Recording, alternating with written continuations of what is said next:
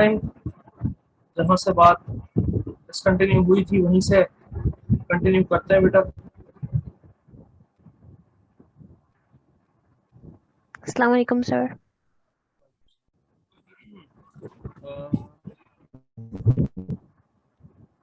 पिछले हफ्ते एक ही क्लास हो पाई थी हमारी और उसके बाद फिर आज की क्लास हो रही है।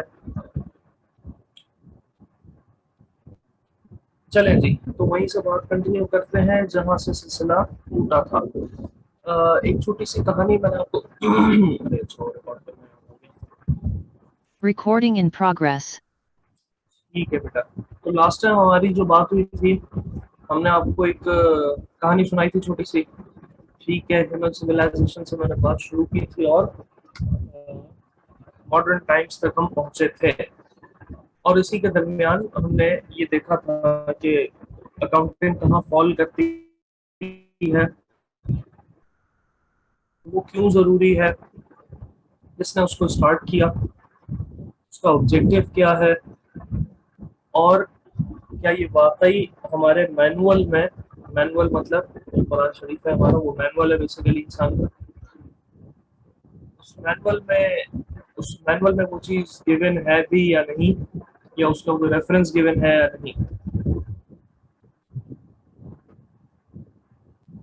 Recording stopped. Sir voice issue है क्या बेटा? वॉइस का मसला हो रहा है, आवाज का मसला हो रहा है बेटा? क्योंकि लास्ट क्लास तो मेरी बिल्कुल सही गई है, हो सकता है इसमें कुछ इशू हो रहा हो। बेटा बता दीजिए आप सब, क्या आवाज का कुछ मसला हो रहा है? आप बताइए, कुछ बेहतरी आई है या अभी भी उसी तरह का सिलसिला चल रहा है? जी बेटा, सर कुछ बेहतरी फिलहाल आई तो है आवाज में? फिलहाल तो सही है। जैसे ही बीच में कुछ इशू हुआ, आप प्लीज सर इमीडिएटली मुझे अगेन हो रहा है। मैसेज कर दीजिएगा, तो हम उसको सर अगेन हो रहा है। एड्रेस कर लेंगे वो शायद। जी बेटा, वापस हो रहा है। बस हो रहा तो कंटिन्यू करते हैं बेटा वहीं से। बताइए बेटा, दो तीन लोगों ने जो ऊपर कमेंट किया था वो प्लीज कंफर्म भी कर दें।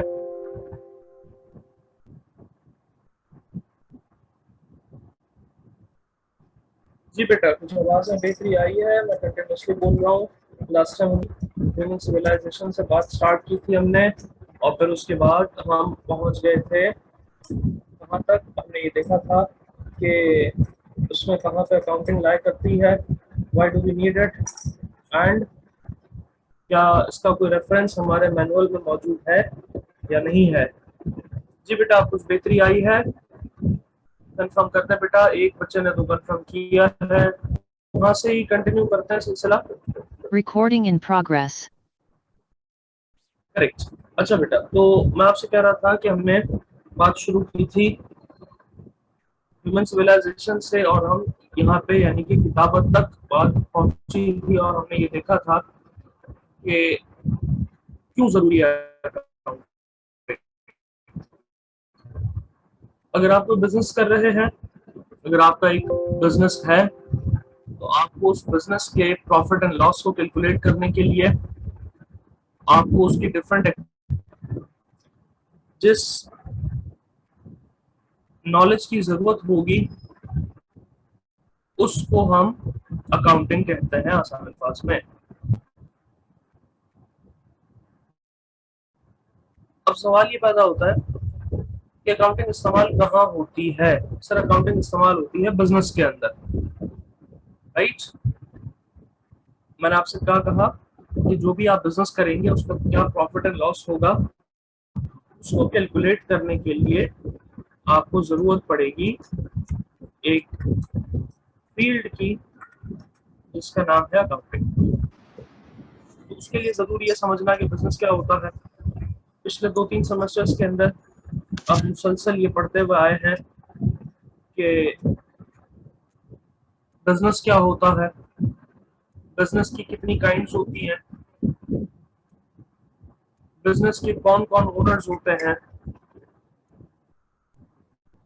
ये सारी बातें आप पीछे पढ़ चुके हैं और उस हैंडआउट में भी मौजूद है। बिजनेस क्या चीज है? सर एक ऐसी एक्टिविटी जिसके अंदर आप कोई ना कोई प्रॉफिट अर्न करें, आपकी इंटेंशन क्या हो, प्रॉफिट अर्न करने की इंटेंशन हो। लाजमी सी बात है अगर आप कोई बिजनेस शुरू करते हैं तो उसमें कभी भी आपकी इंटेंशन लॉस नहीं होती है। Every time when you start a business your intention is earning profit. Business की कितनी काइंड्स होती हैं? ट्रेडिंग, मैन्युफैक्चरिंग और सर्विस बिजनेस।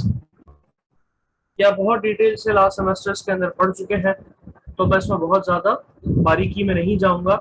सिर्फ इनिशियली आपको ये बता दूंगा कि इन तीनों टाइप ऑफ बिजनेसेस की अकाउंटिंग में कहाँ हमें ज़रूरत पड़ेगी, या अकाउंटिंग इन तीनों बिजनेस में आपको कैसे हेल्प आउट करेगी, या आपके कोर्स के अंदर जो कोर्स अकाउंटिंग का डिज़ाइन किया गया है PS4 का, उसमें कौन से बिजनेस को टारगेट किया गया है।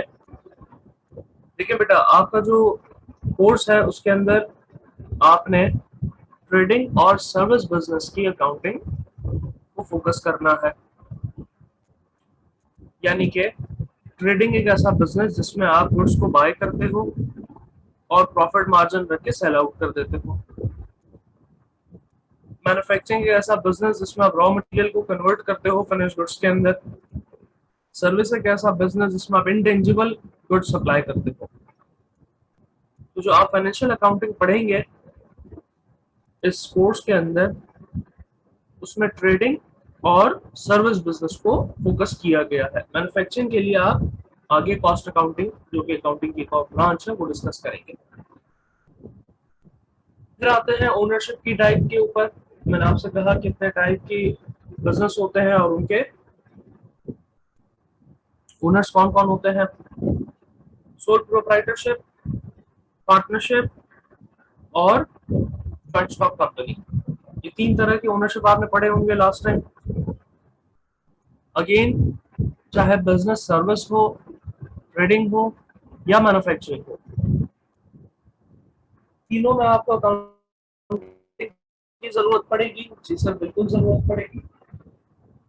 अब वो ट्रेडिंग, मैन्युफैक्चरिंग और सर्विस बिजनेस चाहे सोल प्रोप्राइटरशिप के अंडर में हो रहा हो, चाहे पार्टनरशिप के अंडर में हो रहा हो, या कंपनी के अंडर में हो रहा हो, तीनों केसेस के अंदर अकाउंटिंग की जरूरत उतनी ही रहेगी, ना ज्यादा और ना कम। सवाल ये, सोल प्रोप्राइटरशिप क्या है सर? जहां एक बंदा होता है, सिंगल ओनर बिजनेस करता है। पार्टनरशिप में दो या दो से ज्यादा होते हैं, मैक्सिमम आपको पता है 20 होते हैं। कंपनी के अंदर दो टाइप्स ऑफ कंपनीज हैं, प्राइवेट लिमिटेड और public limited. So private limited के अंदर you need to have minimum 2 members and public limited के अंदर you need to have 7 members. फिर अपग्रेड होने के बाद प्राइवेट लिमिटेड कंपनी एक शख्स यानी कि सिंगल मेंबर कंपनी भी हो सकती है, आपकी ज्यादातर कोर्सेज के इंक्लूड नहीं की गई है। अब सवाल ये पैदा होता है कि ये तीनों टाइप्स ऑफ ओनरशिप जो आपके पास गिवन है, इसमें कौन सी टाइप ऑफ ओनरशिप आपके कोर्स में शामिल है। तो आप जो PS4 में पढ़ेंगे उसमें जितने भी क्वेश्चंस हैं, जितने भी टॉपिक्स हैं, सब सोल प्रोप्राइटरशिप के अंडर में है। जब आप PS5 में जाएंगे तो वहां पे कंपनी अकाउंटिंग पढ़ेंगे आप। 4 और 5 दोनों में पार्टनरशिप अकाउंटिंग नहीं है आपके पास। 4 और 5 दोनों में पार्टनरशिप अकाउंटिंग नहीं है, जबकि सोल प्रोप्राइटरशिप और कंपनी अकाउंटिंग है। सोल प्रोप्राइटरशिप की अकाउंटिंग आप पढ़ेंगे 4 में, PS4 के अंदर, और पार्टनरशिप सॉरी कंपनी की अकाउंटिंग आप पढ़ेंगे PS5 के अंदर।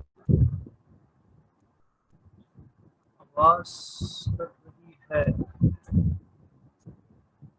Recording. ठीक है बेटा।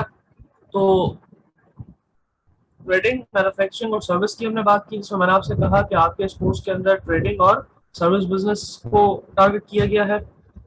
और सोल प्रोप्राइटरशिप, पार्टनरशिप और कंपनी में जहां तक बात है, तो इस कोर्स के अंदर आप सोल प्रोप्राइटरशिप की अकाउंटिंग पढ़ेंगे। PS5 में आप कंपनी अकाउंटिंग पढ़ेंगे। पार्टनरशिप अकाउंटिंग PS के कोर्स में नहीं इंक्लूड की गई है। यहाँ तक बातें सबको समझ में आ गई हैं? यहाँ तक सारी बातें क्लियर है? यहाँ तक मेरी आवाज साफ आई है, क्लियर है बेटा?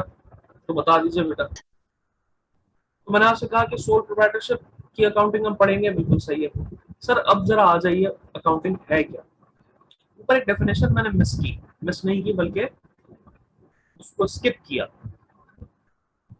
वहां गई सर डेफिनेशन, ये रही डेफिनेशन। ये है अकाउंटिंग की आसान तरीन डेफिनेशन। किसी भी शख्स को जिसको कॉमर्स की अलिफ बे ना आती हो, जिसको अकाउंटिंग की अलिफ बे ना आती हो, उसको समझाना है तो बता दें भाई, बिजनेस करने के लिए जिस लैंग्वेज की जरूरत पड़ेगी, जिस नॉलेज की जरूरत पड़ेगी, उसका नाम, उनमें से एक बिजनेस की लैंग्वेज का नाम अकाउंटिंग। सर आप में से बहुत सारे लोग कंप्यूटर से वाबस्ता होते हैं और कंप्यूटर से रिलेटेड बहुत सारी इंफॉर्मेशन उनके पास होती है, तो आप जानते होंगे कंप्यूटर की कुछ लैंग्वेजेस होती हैं, राइट। C++, सी और जावा और पता नहीं क्या क्या। उसका मतलब है कंप्यूटर ऑपरेट करने के लिए, कंप्यूटर को डिजाइन करने के लिए, सॉफ्टवेयर डिजाइन करने के लिए आपको कोडिंग और लैंग्वेजेस आनी चाहिए उनकी, जो हर किसी को नहीं आती हैं। इसी तरह बिजनेस को करने के लिए आपको अकाउंटिंग की नॉलेज होनी चाहिए। That is why in simplest words we can say that accounting is defined as the language of business. It is one of the languages of business. ठीक है ना। बिजनेस करने के लिए आपको बहुत सारी चीजों का पता होना जरूरी है, जिसमें से अकाउंटिंग का भी एक पता होना जरूरी है, ताकि आप स्मूथली अपने बिजनेस के ऑपरेशंस को रन कर सके, ताकि आप स्मूथली अपने बिजनेस के डिसीजंस को ले सके। ठीक हो गया बेटा, ये है सबसे आसान तरीन डेफिनेशन। सर उसके बाद बहुत सारी डेफिनेशंस नीचे गिवन है, जिसमें से ये जो American institute of certified public accountant की डेफिनेशन है, ये सबसे ज्यादा पढ़ाई जाती है। लिखा हुआ तो ऊपर की डेफिनेशन में भी यही है, लेकिन ये कॉम्प्रिहेंसिव डेफिनेशन है, इसलिए हम यहाँ से ही बात स्टार्ट करेंगे। वो कहते हैं अकाउंटिंग इज एन आर्ट। इसका मतलब अकाउंटिंग कोई साइंस नहीं है, एक आर्ट है। ठीक है। साइंस में क्या होता है, साइंस में वो लॉज होते हैं जिनको डिस्कवर किया जाता है, नेचर से रिलेटेड होते हैं। अकाउंटिंग में नेचर से रिलेटेड आपको कोई लॉज नहीं मिलेंगे, अलबत्ता रूल्स जरूर मिलेंगे। यानी वो रूल्स हैं जो डिजाइन किए गए हैं ताकि आप अपने बिजनेस के प्रॉफिट एंड लॉस को कैलकुलेट कर सके, अपने बिजनेस के ऑपरेशंस को मॉनिटर कर सके। अब सर ये मॉनिटर कैसे होगा। सर इसके कुछ स्टेप्स होते हैं। जितने भी अंडरलाइन पॉइंट्स हैं मैं हाईलाइट कर देता हूँ यहाँ से, मैं ग्रीन कलर से हाईलाइट करूंगा। सर ये ऊपर की पूरी हाईलाइट डालना पड़ेगा ताकि फिर नीचे से हमें नजर आना शुरू करें। ठीक है, ये recording, classifying, summarising, transactions and events, financial character, interpreting result. ये की पॉइंट्स है जिनको हम एक एक करके एक्सप्लेन करेंगे। आर्ट मैंने आपको बता दिया कि ये इंसान का बनाया हुआ एक इल्म है, रूल्स है इसके अंदर, तो आप फाइनली अपने ऑब्जेक्टिव तक पहुंच पाते हैं। सबसे पहला जो स्टेप होता है अकाउंटिंग का वो है रिकॉर्डिंग। ये जितने भी ना सारे स्टेप्स हैं ये समझ लीजिए, ये तीन शुरू के जो 3 पॉइंट्स हैं, ये 3 स्टेप्स हैं, रिकॉर्डिंग, क्लासिफाइंग, समराइजिंग। तो पहला स्टेप आता है रिकॉर्डिंग। सर अब तक आप वर्ड रिकॉर्डिंग सुनते आए हैं। मोबाइल फोन का कैमरा ऑन कीजिए, उसमें वीडियो रिकॉर्डर होता है, रिकॉर्ड कर लीजिए। मैं इस वक्त जो क्लास ले रहा हूँ वो क्लास भी रिकॉर्ड हो रही है, वो क्लास भी रिकॉर्ड हो रही है। जरा ऑफिस में जाना, पीछे जो कैबिनेट है ना ब्लैक कलर का, मेरे ऑफिस में जाइए, पीछे ब्लैक कलर का कैबिनेट है, उसको ओपन करेंगे, उसमें बहुत सारी फाइल्स रखी हुई है, उसमें स्टूडेंट्स का रिकॉर्ड मौजूद है। चले मत जाना, मिसाल दीजिए। भाई जरा मैं एक पॉइंट मेरे जहन में आ रहा है, आप जल्दी से अपने पास रजिस्टर्स में रिकॉर्ड कर लीजिए उसको। Guinness book of world record, जितने भी मैंने एग्जांपल दी उनमें सब में वर्ड रिकॉर्ड आ रहा है। कहीं ये रिकॉर्ड हार्ड कॉपी की फॉर्म में है, कहीं ये रिकॉर्ड सॉफ्ट कॉपी की फॉर्म में है, कहीं ये रिकॉर्ड वीडियो की फॉर्म में है। तो सर रिकॉर्ड का क्या मतलब है? भाई किसी चीज को महफूज करना, किसी चीज को इनिशियली अपने पास सेव कर लेना, उसको रिकॉर्ड कहा जाता है। अब वो पहले कैसेट्स होती थी किसी जमाने में, उसमें रिकॉर्डिंग्स होती थी, राइट? यानी कि आपने किसी गाने को, किसी ड्रामा को, किसी फिल्म को, किसी शो को सेव कर लिया अपने पास कैसेट की फॉर्म में। अब वो कैसेट आपने वीसीआर में चलाई, फिर डीवीडी प्लेयर में चलाई, फिर सीडी की फॉर्म में डेस्कटॉप में चलाई, अब यूएसबी की फॉर्म में लैपटॉप्स में चल रही है और मोबाइल में चल रही है। तो रिकॉर्डिंग का मतलब होता है किसी भी इवेंट को, किसी भी वाकये को महफूज कर लेना। बात समझ आई बेटा? एक एक करके चल रहा हूँ मैं आराम आराम से, राइट? जी बेटा, बात समझ आई? रिकॉर्डिंग का मतलब किसी चीज को अपने पास इनिशियली सेव कर लेना। इनिशियली का वर्ड इसलिए खास करके लगा रहा हूँ क्योंकि अकाउंटिंग में स्टेप्स है और पहला स्टेप रिकॉर्डिंग है, इसलिए इनिशियल वर्ड यूज किया मैंने। जी बेटा,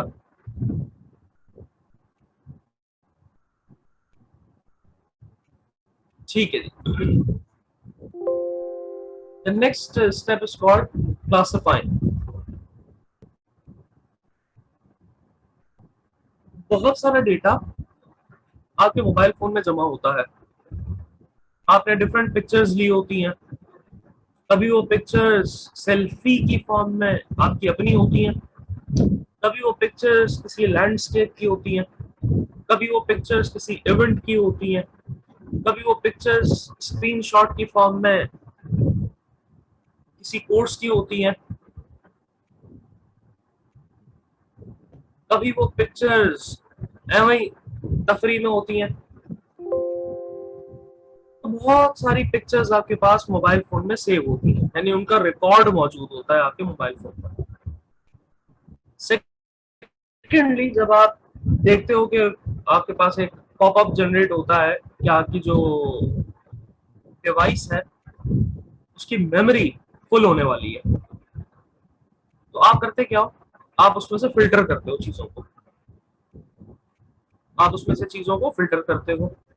अब उसकी एक एग्जांपल मैं आपको दे देता हूँ। आपने पूरा मोबाइल फोन का जो डेटा, यानी जो पिक्चर्स का डेटा था, वो सारा का सारा अपने डेस्कटॉप या अपने लैपटॉप में कॉपी कर लिया और मोबाइल फोन से डिलीट कर दिया। ठीक है सर। अब आपके सामने एक 100-200 तस्वीर का एक फोल्डर है जिसका रिकॉर्ड मौजूद है आपके पास। अब आपने उसको क्लासिफाई करना है कि भाई ये जो 12 तस्वीरें हैं, ये स्क्रीनशॉट है जो मैंने क्लास के दरमियान लिए थे, उसको आपने अलग फोल्डर बना दिया।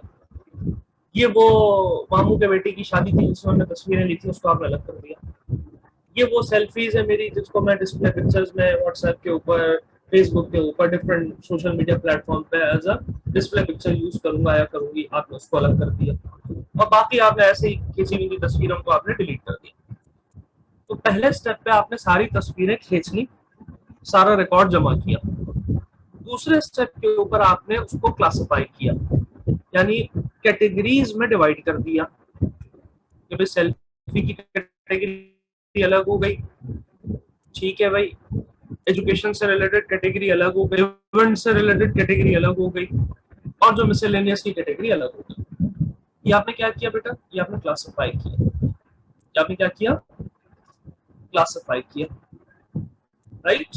अच्छा जी, उसके बाद करना क्या? अभी मैं आपको अकाउंटिंग की जबान में नहीं समझा रहा, इसीलिए मैं नीचे डेफिनेशंस पे नहीं जा रहा। पहले जनरल एस्पेक्ट से बात समझ लीजिए, फिर अकाउंटिंग के एस्पेक्ट से बात कर लेंगे तो ज्यादा समझ में आ जाएगी इंशाल्लाह सारी। तीसरे लेवल पे आपने उसको समराइज करना है। समरी पढ़ी है कभी जिंदगी में?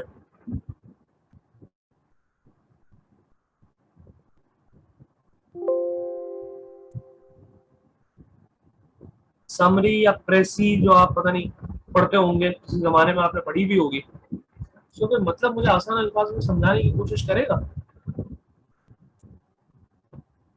Recording stopped.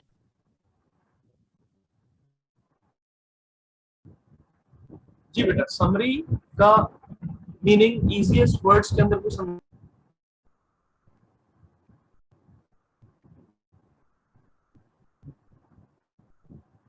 मेन आइडिया, अच्छा जी, और कोई कंक्लूजन, मुख्तसर, अच्छा जी, और कोई? देखिए बेसिकली आप समरी में करते क्या है, आप समरी में टोटल कंटेंट का वो पोर्शन पिक करते हैं जो उसको मिनिमाइज कर देता है और लीस्ट पॉसिबल वर्ड्स के अंदर आपका जो बेसिक आइडिया है वो क्लियर हो जाता है। यानी पूरा ड्रामा आपने पढ़ा, आपने पूरी स्टोरी पढ़ी और उसको एक पैराग्राफ में कंक्लूड कर दिया, समराइज कर दिया कि भाई इस पूरे ड्रामा में, इस पूरे इवेंट में, इस पूरी फिल्म के अंदर, इस पूरी स्टोरी के अंदर, इस पूरे नॉवेल के अंदर ये इसका खुलासा है, इसका क्रक्स है, ये इसकी समरी है।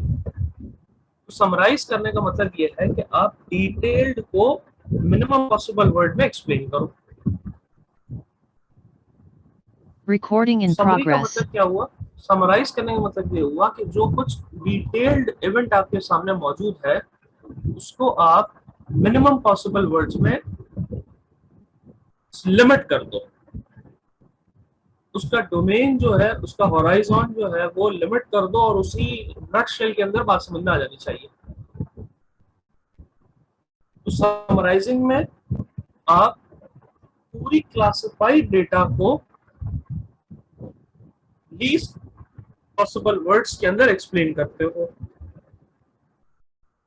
समराइजिंग क्या हुई कि भाई आपने एक पर्टिकुलर सेल्फी के फोल्डर में, मिसाल के तौर पे 50 आपकी सेल्फीज हैं, एजुकेशन रिलेटेड के अंदर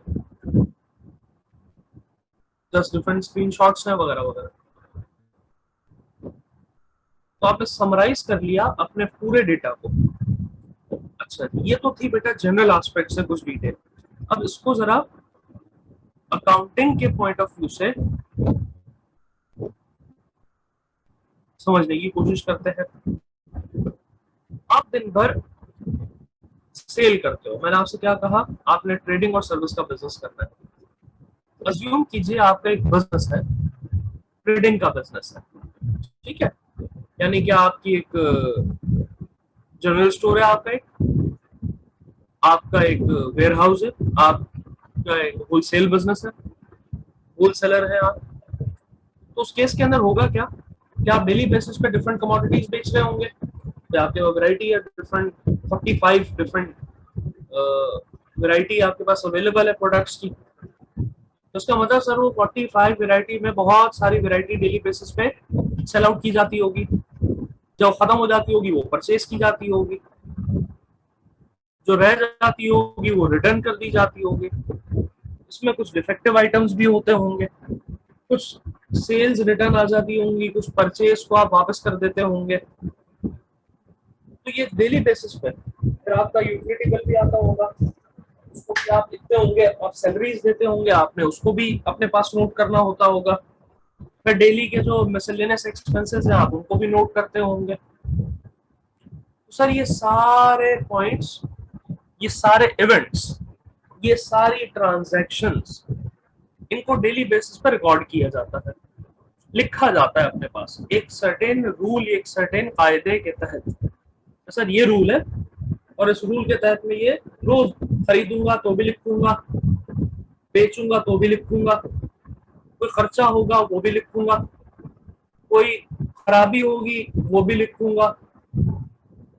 तो ये सारी चीजें लिखना, जिसको मैं इतनी देर से रिकॉर्डिंग का नाम दे रहा हूँ, सर ये कहाँ लिखूंगा, दीवार पे लिखूंगा, बस रजिस्टर खोला और शुरू हो गया, मैं लैपटॉप खोला, वर्ड की फाइल खोली, शुरू हो गया, मैं एक्सेल खोला, लिखना शुरू हो गया मैं। क्या सर ऐसे कहीं भी लिख लेंगे और जो मर्जी आएगी, जो वर्ड में चाहूंगा, जिस जगह में चाहूंगा लिख लूंगा? नहीं सर, ऐसा कुछ नहीं होगा। बेशक आप एक्सेल यूज करें, बेशक आप वर्ड यूज करें, बेशक आप अपना रजिस्टर यूज करें, लेकिन उसको यूज करना होगा कानून के तहत, कुछ रूल्स के तहत। और जहां लिखना होगा उसको जर्नल का नाम दिया जाएगा। ये मैं हाईलाइट कर रहा हूँ।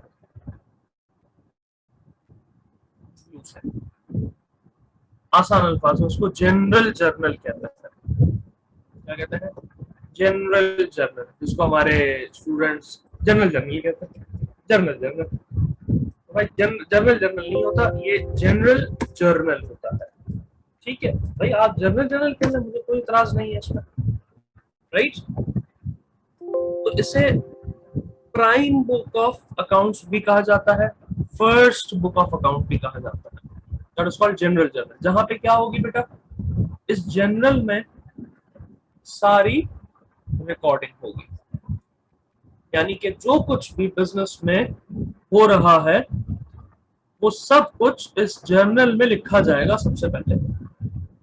चाहे वो सेल हो रही हो, चाहे परचेज हो रही हो, चाहे कोई खर्चा हो, चाहे कोई डिफेक्ट हो, ये सब लिखा जाएगा कहाँ पे?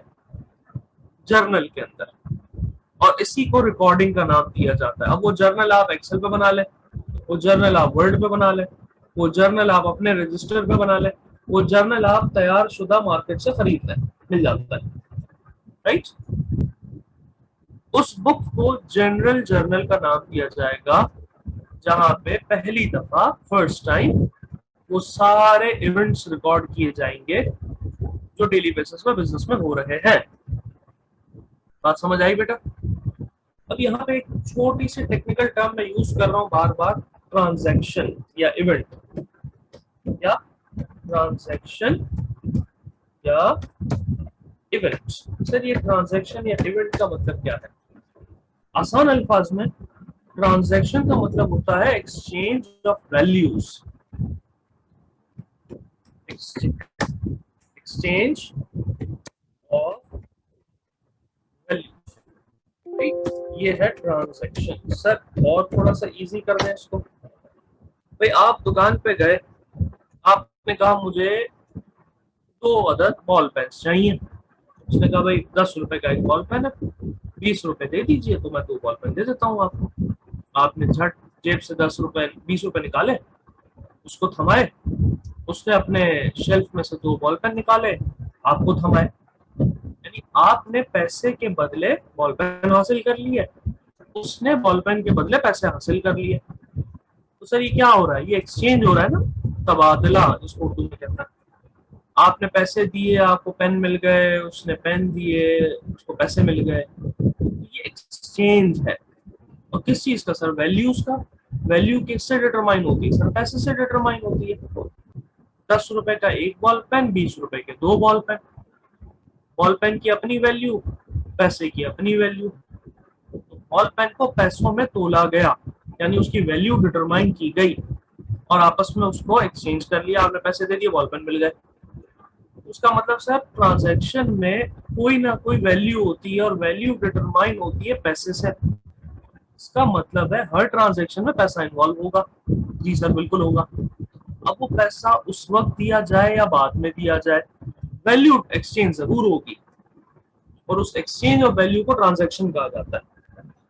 जिस तरह मैं बिजनेस जब बिल्कुल शुरू में अगर कभी इत्तेफाक होता है तो मैं बिजनेस को और ट्रांजैक्शन को एक्सप्लेन करता हूँ इस तरह से कि जैसे आपके पास एक गलत मोबाइल फोन है, आपने उसको 1 साल यूज किया, 6 महीने यूज किया, बाद में आपने सोचा कि भाई उसको बेच देते हैं मार्केट जाके। आपने खरीदा मिसाल के तौर पे 30,000 रुपए का, आपने उसको बेचा मिसाल के तौर पे 20,000 रुपए का, तो आपको 20,000 रुपए मिल गए उसके बदले। जी सर बिल्कुल मिल गए। तो ये क्या है सर? ये ट्रांजैक्शन है कि आपने मोबाइल दिया और आप 20,000 रुपए लेकर आ गए उसके बदले। इसी तरह आप क्या रोज मोबाइल जाके बेचते हो? नहीं सर, जब खरीदता हूँ बेचना होता है, 6 महीने साल बाद बेच देता हूँ। लेकिन वो दुकान वाला जो सब मौजूद बैठा है वहां पे, जिसने आपसे मोबाइल खरीदा, सर वो तो डेली बेसिस पे यही काम कर रहा है। मोबाइल बेचता भी है, खरीदता भी है, बेचता भी है, खरीदता भी है। तो हर वो काम जो रिपीटेशन में हो उसको हम बिजनेस कहते हैं। यानी दुकान में जो शख्स बैठा है वो बिजनेस कर रहा है मोबाइल फोन्स का। आप जो मोबाइल बेचने गए, आपका बिजनेस नहीं है वो बेटा, आपने सिर्फ ट्रांजैक्शन की है एक। तो ट्रांजैक्शन उस एक इवेंट को कहते हैं जिसमें पैसा मौजूद हो और जिसमें दो चीजों का एक्सचेंज किया जा रहा हो। पैसा दे के सामान ले लिया, सामान दे के पैसा ले लिया, सर्विस दे के पैसा ले लिया, सर्विस ले के पैसा दे दिया। तो एक्सचेंज ऑफ वैल्यूज ट्रांजैक्शन, ये बात समझ आई बेटा? एक्सचेंज ऑफ वैल्यूज और ट्रांजैक्शन तक बात समझ में आई कि किस तरह से कुछ लो और कुछ दो की पॉलिसी होगी इसके अंदर। इससे आसान नहीं होगा ये।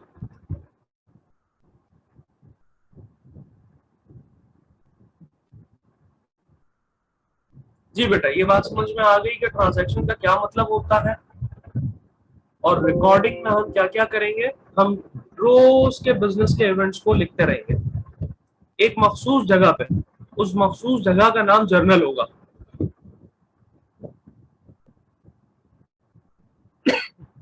शिजा ने कहा सर शॉपकीपर ने भी ट्रांजैक्शन ही की। जी बेटा, शॉपकीपर बिजनेस पर्सन है और बिजनेस में ट्रांजैक्शंस होती हैं। यू आर राइट बेटा,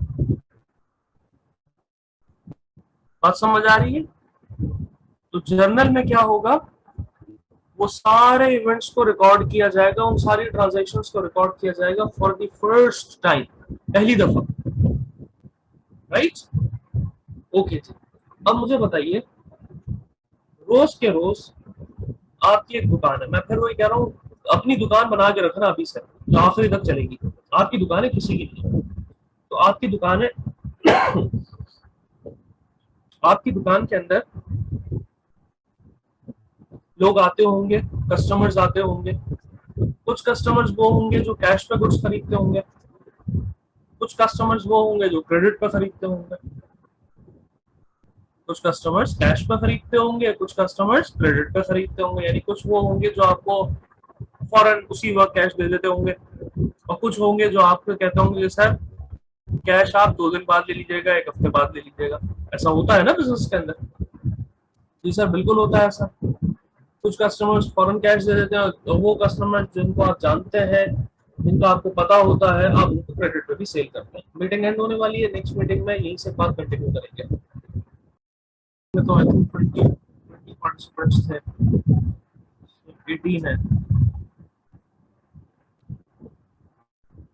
1 मिनट और मैं वेट कर लेता हूँ। तथा कुछ ऐसे कस्टमर्स होंगे जो आपसे कैश पे गुड्स खरीदते होंगे, कुछ क्रेडिट पे खरीदते होंगे, यानी उधार पे खरीदते होंगे। फिर डेली बेसिस के ऊपर आपके डिफरेंट एक्सपेंसेस भी होते होंगे, यानी कि चाय पानी का खर्चा भी होता होगा, फिर आप यूटिलिटी बिल्स भी देते होंगे, सैलरीज भी देते होंगे, रेंट भी पे करते होंगे। अच्छा जी, फिर कुछ आप गुड्स खरीदते होंगे, वो गुड्स आप कैश में भी खरीदते होंगे, उधार पे यानी क्रेडिट पे भी खरीदते होंगे। फिर आप उसका ट्रांसपोर्टेशन भी पे करते होंगे। फिर कुछ डिफेक्टिव गुड्स होंगी, उनको वापस भी करते होंगे। कुछ गलती से डिफेक्टिव गुड्स कस्टमर को चली जाती हैं, तो वो कस्टमर भी आपको वापस कर देते होंगे। गुड्स खरीदते हुए आपको डिस्काउंट भी मिलता होगा, गुड्स को सेल करते हुए आप डिस्काउंट भी ऑफर करते होंगे।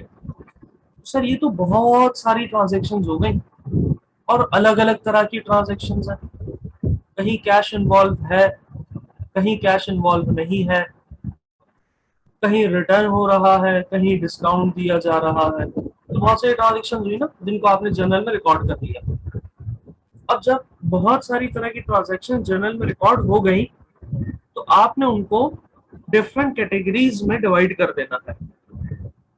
जब बहुत सारी ट्रांजैक्शंस जर्नल में रिकॉर्ड हो गई, तो अब आपको उन्हें कैटेगरीज में डिवाइड कर देना है। सर मिसाल के तौर पे आपने कैश पे जिन कस्टमर्स को गुड्स बेची हैं, उसकी कैटेगरी अलग बना दीजिए, जिससे आपको पता चल जाएगा कि आपके बिजनेस में कितना कैश आया। कैश इनफ्लो याद करो, वो मनी इन बैंकिंग में था, कहाँ था बेटा? प्रिंसिपल्स ऑफ लेंडिंग में, प्रिंसिपल्स ऑफ सेफ्टी में कैश फ्लो का एक पॉइंट था। कितना कैश आया वो आपको ये पता चल जाएगा कि आपने किन किन कस्टमर्स को कैश पे बेचा।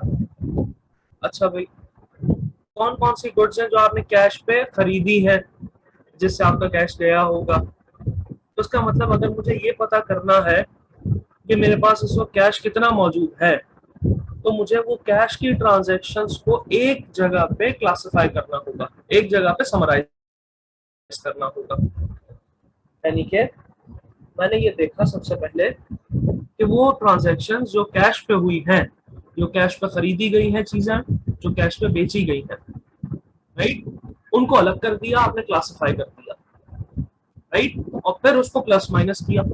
जैसे कि 50,000 की गुड्स खरीदी, 70,000 में सेल आउट कर दी, ये टोटल बता रहा हूँ मैं आपको, उसमें 5,000, 2,000, 3,000, 10,000 मुख्तलिफ ट्रांजेक्शन है। आखिरी में क्या हुआ? आखिरी में ये हुआ कि आपने 50,000 की गुड्स खरीदी और 70 में बेच, कहता है समझ, यानी आपने टोटल ट्रांजैक्शंस का खुलासा बना लिया। पूरे दिन में आज 50,000 की गुड्स खरीदी है और 70,000 की बेची है। सर ये क्या है आपकी बेटा? ये है आवाज, इस करना। सर आपकी आवाज,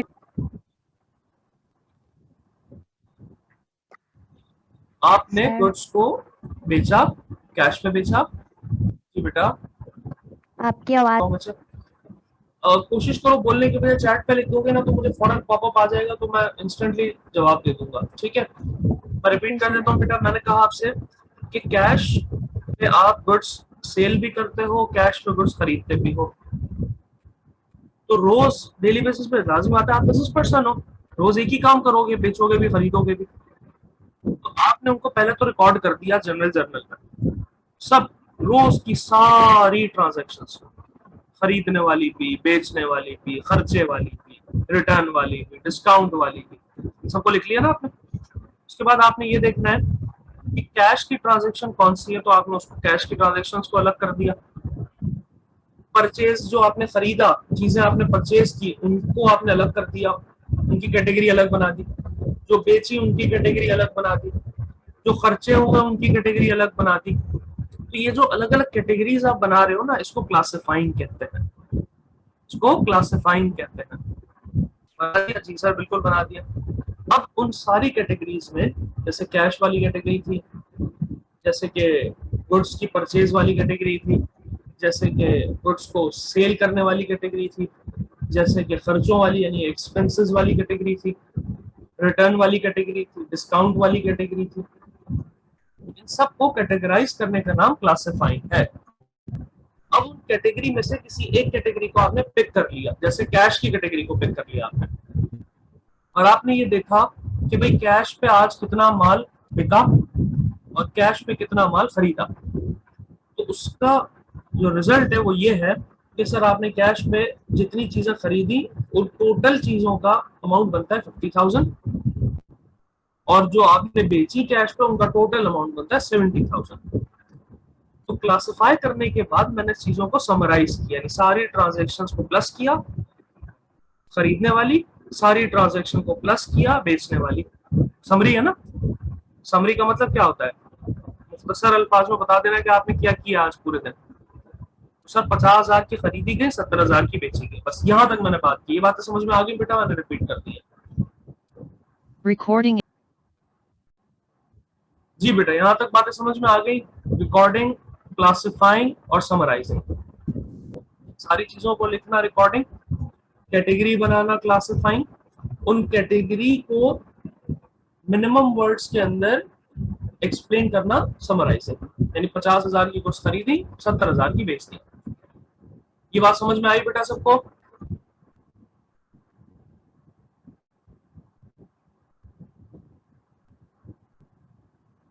जी बेटा, ये बात समझ में आई सबको? कंफर्म कर दीजिए बेटा प्लीज।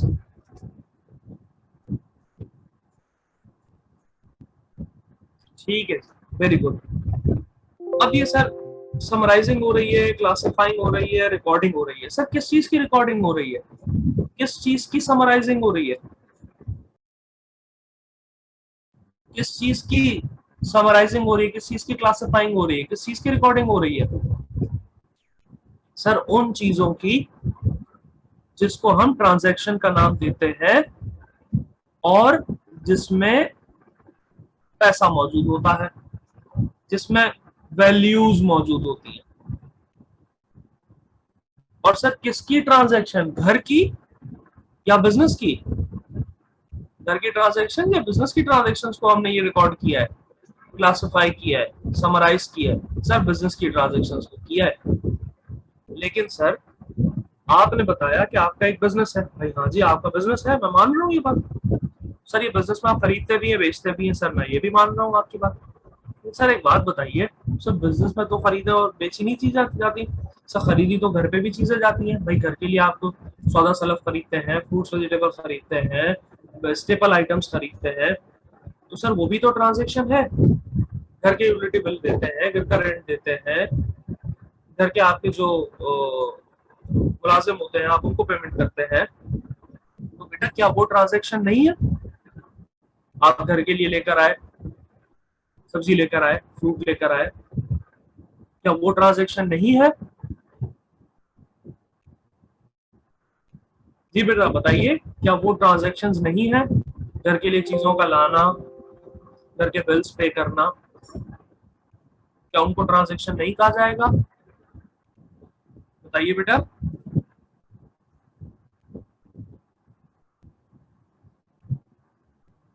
बिल्कुल सर वो भी ट्रांजेक्शन है, वो भी ट्रांजेक्शन है, लेकिन किसकी ट्रांजेक्शन है? तो घर की ट्रांजेक्शन है। और ये जो चीजें आप बेच रहे थे, खरीद रहे थे दुकान पे बैठ के, वो बिजनेस की ट्रांजेक्शन है। Sir both are transaction, yes, इसमें भी वैल्यू इन्वॉल्व है। फायजा ने कहा, बिल्कुल सही कहा, इसमें भी वैल्यू इन्वॉल्व है। तो सर इसका मतलब है दोनों ट्रांजेक्शंस कहेंगे, यस बेटा दोनों को ट्रांजेक्शंस कहेंगे। लेकिन सर आप अकाउंटिंग में कौन सी ट्रांजेक्शंस रिकॉर्ड करेंगे, घर वाली या बिजनेस वाली? तो घर वाली का लफ्ज अजीब सा हो जाता है, दूसरी तरफ चले जाते हैं लोग, राइट।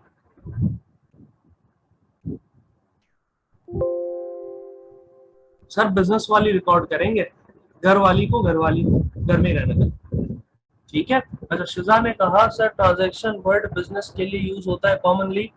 बिल्कुल सही बात है, कॉमनली यूज जरूर होता है, लेकिन इसका हरगिज ये मतलब नहीं है कि आपकी पर्सनल ट्रांजैक्शंस नहीं होती हैं या उनको ट्रांजैक्शन नहीं कहा जाता, वो भी ट्रांजैक्शंस ही है। लेकिन चूंकि हम अकाउंटिंग पढ़ाते हैं ना, तो चूंकि उसमें वर्ड बिजनेस ही फोकस होता है, उसमें बिजनेस ही की दुनिया को फोकस किया जाता है, तो लोग ये समझते हैं कि ट्रांजैक्शन सिर्फ बिजनेस में होती है, जबकि ऐसा हरगिज नहीं है। Every exchange of value is a transaction, whether done within the business or done in the home, for the home, for personal use। समझ में आ गई बेटा ये बात? तो अकाउंटिंग के अंदर हम कौन सी ट्रांजैक्शंस को रिकॉर्ड करेंगे? उन ट्रांजैक्शंस को जिसका ताल्लुक बिजनेस से होगा। जिसका ताल्लुक घर से है वो ट्रांजैक्शंस रिकॉर्ड नहीं होगी। बात समझ आई बेटा यहां तक?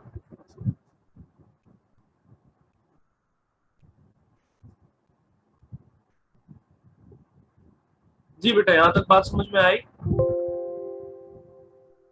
ओके बेटा, अब आइए नेक्स्ट स्टेप, आखिरी, जो कि है interpreting the result.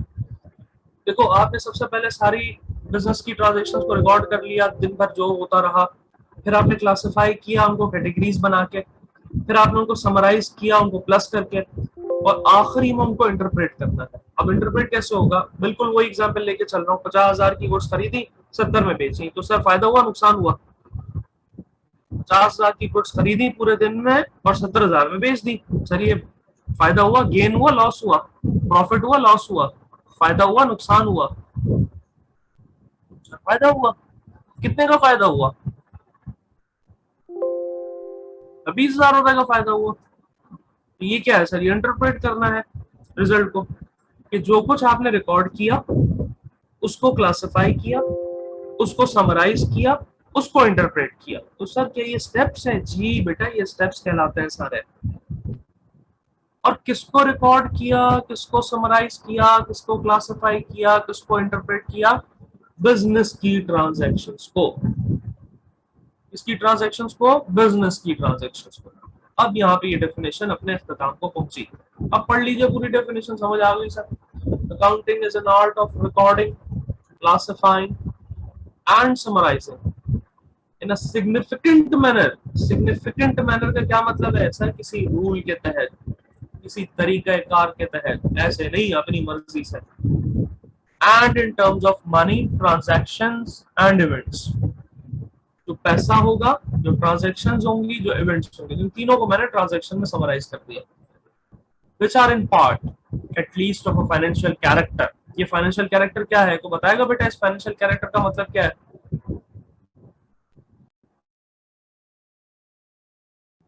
Financial character का मतलब क्या है बेटा? हाँ बेटा, यहाँ फाइनेंस उन सबको नतीजा नहीं निकालना, कंक्लूजन नहीं करना उसका, उसको कंक्लूड नहीं करेंगे, उससे समझेंगे नहीं, उससे डिसीजन नहीं लेंगे। सर बिल्कुल लेंगे डिसीजन, और वो डिसीजन इंटरप्रेटिंग की बेसिस के ऊपर होगा। यानी आप रिकॉर्ड करेंगे, क्लासिफाई करेंगे, समराइज करेंगे, आखिरी में उसको समझेंगे, इंटरप्रेट करेंगे और उसकी बेसिस पे डिसीजन लेंगे। अच्छा भाई आज 50,000 की गुड्स खरीदी, यानी 50,000 की गुड्स खरीदता हूँ तो 70 में बिक जाती है, तो अगर मैं 1 लाख की खरीदूंगा तो 140 में बिक जाएंगी। ये है इंटरप्रेटिंग, जिसकी बेसिस पर रिजल्ट बनेगा, जिसकी बेसिस पर डिसीजन होंगे। समझ आई बेटा बात? डेफिनेशन समझ में आई बेटा पूरी? जी बेटा, ये डेफिनेशन पूरी आपकी समझ में आई?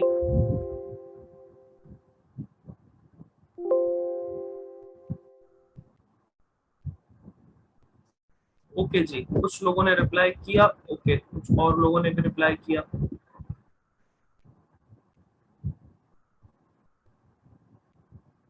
अच्छा, बिल्कुल समझ में आ गई सर, शुक्र अल्लाह का, बहुत अच्छी बात है। अब बेटा अगर ये वाली डेफिनेशन समझ में आ गई तो उससे ऊपर जितनी भी डेफिनेशंस हैं वो सारी इसी तरह की डेफिनेशंस हैं। आइए अब हम एक एक करके ऊपर की डेफिनेशन पढ़ते हैं। अकाउंटिंग में भी डिफाइंड, ये मैं हाईलाइट कर देता हूँ एक एक करके ताकि पता चल जाए क्या। ये लो मैं पढ़ रहा हूँ। अकाउंटिंग में भी defined as the art of systematically, फिर आ गया recording, recording, presenting and interpreting. ये यहाँ जो प्रेजेंटिंग लिखा है उसको नीचे हमने क्लासिफाइंग और समराइजिंग के अंदर में लिखा। Recording, presenting and interpreting the financial transaction of an enterprise. Oh enterprise sir हम बचपन से पढ़ते हुए आ रहे हैं, क्या है हमें पता है। फाइनेंशियल ट्रांजैक्शन ये भी हमने पढ़ लिया। इंटरप्रेटिंग, प्रेजेंटिंग, रिकॉर्डिंग, या 3 में लिखा है हमने, नीचे 4 में लिखा। रिकॉर्डिंग, क्लासिफाइंग, समराइजिंग और इंटरप्रेटिंग। ठीक है बेटा, उससे नीचे आइए दूसरी डेफिनेशन के ऊपर, उसको मैं हाईलाइट कर रहा हूँ पिंक से। अकाउंटिंग में भी डिफाइंड as the mechanism तरीकाकार and body of principles। मैंने अभी आपसे कहा खुद से नहीं करेंगे, तो तरीका होगा सिग्निफिकेंट मैनर। ये रहा, ये सिग्निफिकेंट मैनर है ना, ये रहा, ये body of principles. by mean of which business activities, आ गया financial character, that are capable of being expressed in terms of money। वही बात हो गई, बात किसमें होगी बेटा? सर बात तो होगी पैसे में, पैसों के अलावा बात नहीं करते। आर रिकॉर्डेड, आ गया recorded, classified and periodically summarised and interpreted. Sir तीनों में एक ही बात हो गई। फाइनेंशियल ट्रांजैक्शंस, बिजनेस की फाइनेंशियल ट्रांजैक्शंस को रिकॉर्ड करना है, समराइज करना है, क्लासिफाई करना है, इंटरप्रेट करना है, और वो जिनका ताल्लुक पैसों से हो। तो बेटा तीनों डेफिनेशंस में एक ही बात लिखी गई है, वर्ड्स डिफरेंट है। ये तीनों डेफिनेशंस क्लियर है बेटा? तो बताइए। जी बेटा ये तीनों डेफिनेशंस क्लियर है तो बताइए, मैं आगे बढ़ूं। Recording stopped.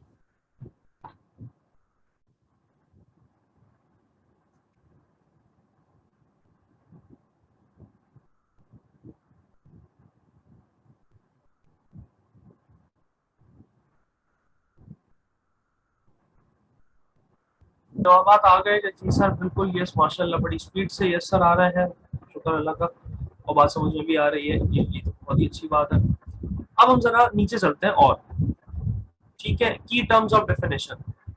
एन आर्ट, ये एन आर्ट आ गया। रिकॉर्डिंग सर हमने समझ लिया। क्लासिफाइंग सर हमने ये भी समझ लिया। समराइजिंग सर हमने ये भी समझ लिया। और आखिरी में ट्रांजैक्शंस, सर ये भी हमने समझ ली, ट्रांजैक्शंस क्या होती हैं। और इंटरप्रेटिंग सर हमें ये भी समझ में आ गया। अब इनको एक एक करके रीड कर लेते हैं। आर्ट चलते हैं। The part of knowledge which helps us in attaining our aims, it shows us the way which we may reach our objective। लाजमी बात, एक तरीका कार। रिकॉर्डिंग, मैंने आपसे कहा recording means to put the transactions to writing, लिखना होगा in the books of accounts. अब ये लिखना रजिस्टर पर है, ब्लैक एंड व्हाइट में है, पेपर पे है, या सॉफ्ट कॉपी में है, दोनों रिकॉर्डिंग कंसिडर होगी और उसको कहा जाएगा, जिसमें रिकॉर्डिंग होगी उसको कहा जाएगा जर्नल, जिसको मैं कह रहा था जनरल जर्नल। ये पहली बुक ऑफ अकाउंटिंग है। ठीक है बेटा, मैं जरा स्पॉटलाइट ऑन कर लेता हूँ। ये जर्नल हो गया, रिकॉर्डिंग जर्नल में होती है। सर नीचे आ जाए क्लासिफाइंग, फिर हमने उसकी कैटेगरी बनानी है। Classifying is the process of grouping of transaction, जिसको मैं कैटेगरी का नाम दे रहा था इतनी देर से। Grouping of transactions of one nature eight one place. क्या कहा मैंने? कैश की ट्रांजैक्शन अलग करो, परचेज वाली अलग करो, सेल वाली अलग करो, खर्चों वाली अलग करो। ग्रुप बना दिया आपने, जिसकी नेचर एक हो उसको एक जगह लिख दिया, और जिस जगह उसको लिखा जाएगा उसको कहा जाएगा लेजर। क्या कहा जाएगा? General ledger. ऊपर जनरल था ना, नीचे लेजर आ गया सर, राइट। तो ये दूसरी बुक ऑफ अकाउंट कहलाती है, जिसको आप लेजर कहते हैं। यानी जनरल जर्नल सबसे पहले बनेगा, उसके बाद जनरल लेजर बनेगा। लेजर में जो काम आप करते हो उसको समराइजिंग कहते हैं, जर्नल में आप जो काम करते हो उसको रिकॉर्डिंग कहते हैं। ठीक हो गया सर, आगे बढ़ते हैं। समराइजिंग, फिर आपको उसको समराइज करना है, वो हम लेजर में करेंगे तो आपको बताएंगे, लेजर के बाद हम करेंगे तो बताएंगे। फिर ट्रांजैक्शंस होंगी, यानी वो अमाउंट, वो ट्रांजैक्शंस, वो इवेंट जिसका ताल्लुक पैसे से है या होगा। आखिरी में है इंटरप्रेटिंग, भाई उसको समझना भी तो है। मैं इंटरप्रेटिंग पढ़ रहा हूँ। The recorded data is interpreted, explaining in a manner that the end user can make a judgment about the financial condition of the business operation. तो किसी को भी अगर बता दो, रिकॉर्डिंग करके, समराइज करके, क्लासिफाई करके, आखिरी में बता दो कि 20,000 का प्रॉफिट हुआ, तो उसकी बेसिस पे वो डिसीजन लेगा कि इसका मतलब है 50,000 की गुड्स 20,000 का प्रॉफिट जनरेट करती है, तो मैं मजीद गुड्स लेकर आऊंगा तो और प्रॉफिट जनरेट होगा, वगैरह वगैरह। ये बेटा थी पूरी स्टोरी डेफिनेशन की। आज की क्लास में मैंने आपको पूरी डेफिनेशन की कहानी सुनाई है। अब ये बता दीजिए कि इन सारी टर्म्स जो मैंने ऊपर से स्टार्ट की, art, recording, classifying, summarising, transactions और इंटरप्रेटिंग, आई होप ये बातें भी समझ में आ गई होंगी आपको सारी, और इसमें भी अब तक कोई कंफ्यूजन नहीं होगी। तो सवाल है तो बेटा पूछिए। बस बेटा आज की क्लास यहीं तक रखते हैं, अगली क्लास में यहीं से कंटिन्यू करेंगे, यानी ब्रांचेस ऑफ अकाउंटिंग से। अब इंशाल्लाह नेक्स्ट क्लास में यहीं से कंटिन्यू होगा। Recording stopped. तो रिकॉर्डिंग मैंने पॉज कर दी है, क्योंकि अब तक जो बातें थी वो हो गई।